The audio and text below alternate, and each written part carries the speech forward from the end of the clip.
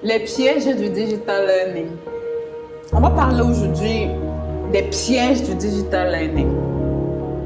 C'est très important. Si vous êtes déjà engagé dans le digital learning, dites-nous déjà en commentaire quels sont les pièges dont vous n'imaginez pas et dans lesquels vous êtes tombé dans le digital learning. Si vous n'êtes pas encore dans le digital learning, nous allons voir ensemble quelques pièges, ou du moins le piège primordial et fondamental du digital learning. Je suis Astrid de la Han Academy et mon rêve, ma passion, c'est de vous aider, de vous accompagner, de vous apporter de la valeur afin que vous puissiez transformer votre corps de métier qui est la formation et passer de la formation traditionnelle au digital learning et éviter une mort lente et agonisante. Parce que c'est ce qui va vous arriver si vous ne changez pas. Parlons des pièges du digital learning et on va parler principalement du piège de l'isolation de l'étudiant.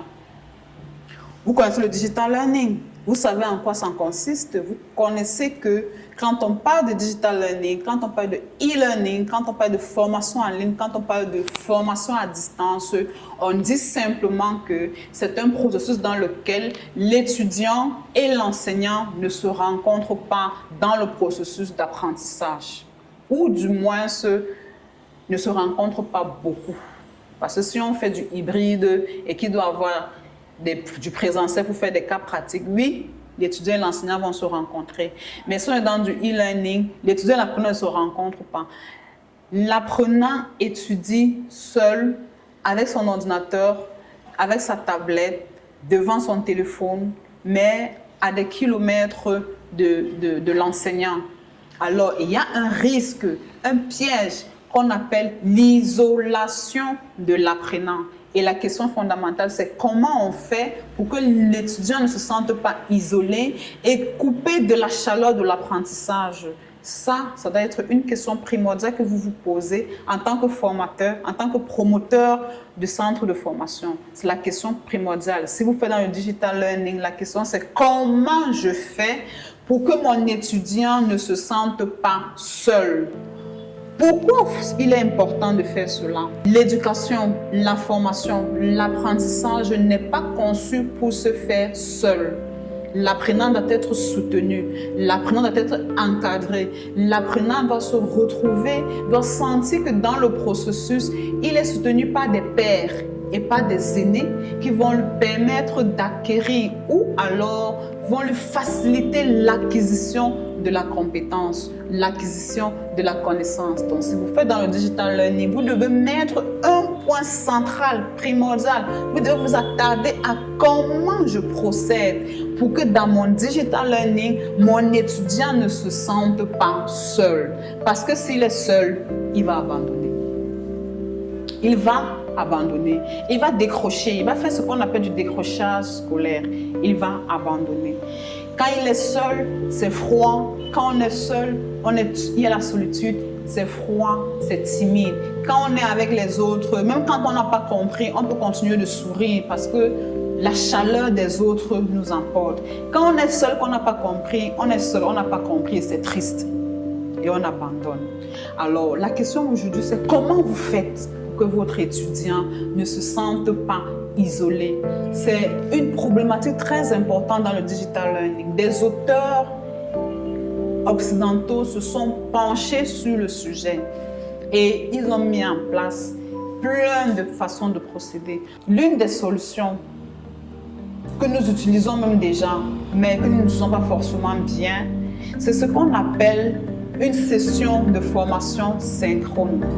C'est simplement, c'est-à-dire que le nom peut vous paraître extravagant, mais c'est simplement de créer une classe virtuelle, de permettre à l'élève et à l'enseignant de se retrouver dans une classe virtuelle et que l'étudiant puisse poser ses questions et que l'enseignant puisse répondre.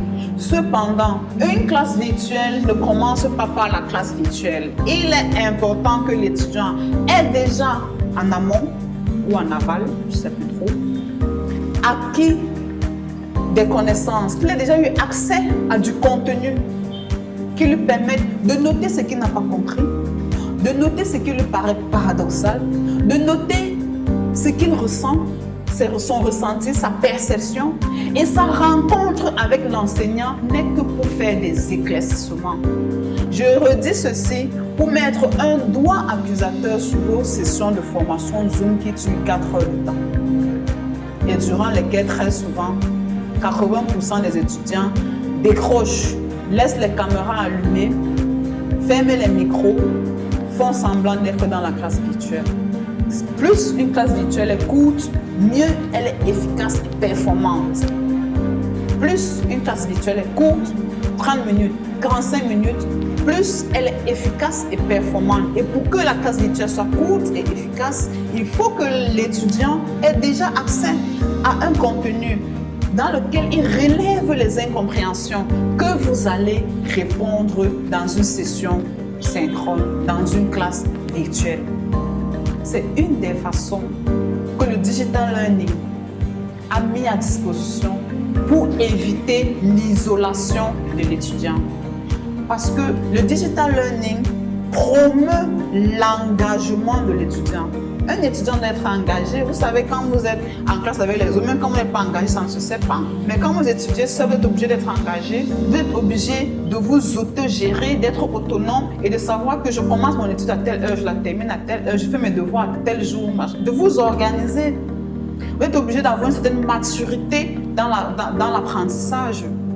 Mais même à ce niveau-là, en tant que formateur, en tant que promoteur de centre de formation, vous devez apporter à vos étudiants un minimum de soutien que l'on appelle généralement dans le digital learning du tutorat pour lui permettre de ne pas se sentir seul, de ne pas se sentir isolé, de ne pas avoir des questions qui n'ont pas de réponse, de ne pas avoir des incompréhensions dont il ne sait à qui s'adresser.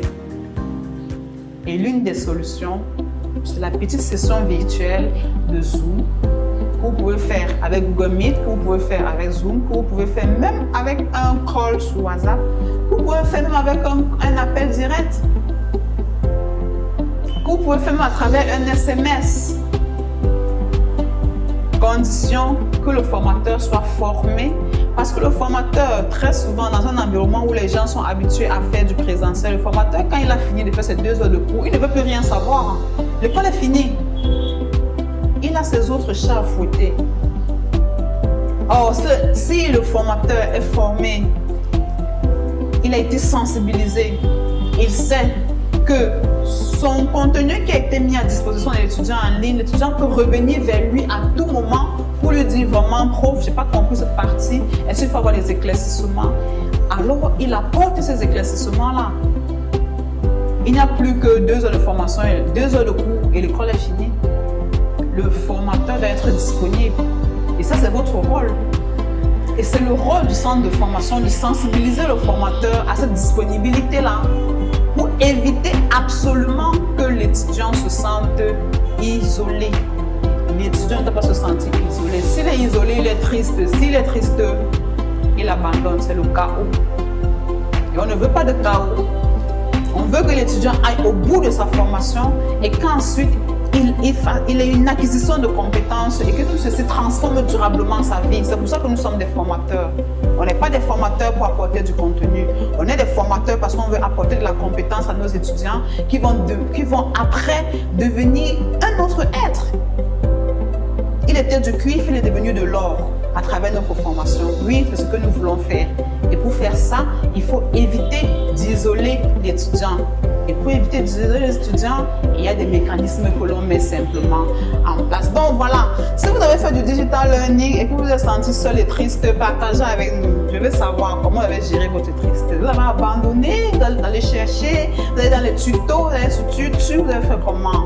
Vous avez interpellé le formateur, est-ce qu'il a réagi, est-ce qu'il n'a pas réagi? Partagez avec nous. L'intention ici, c'est de construire une communauté de digital learning pour l'Afrique francophone forte, avec des solutions claires qui répondent aux réalités de notre environnement. Et en passant, likez, commentez, partagez.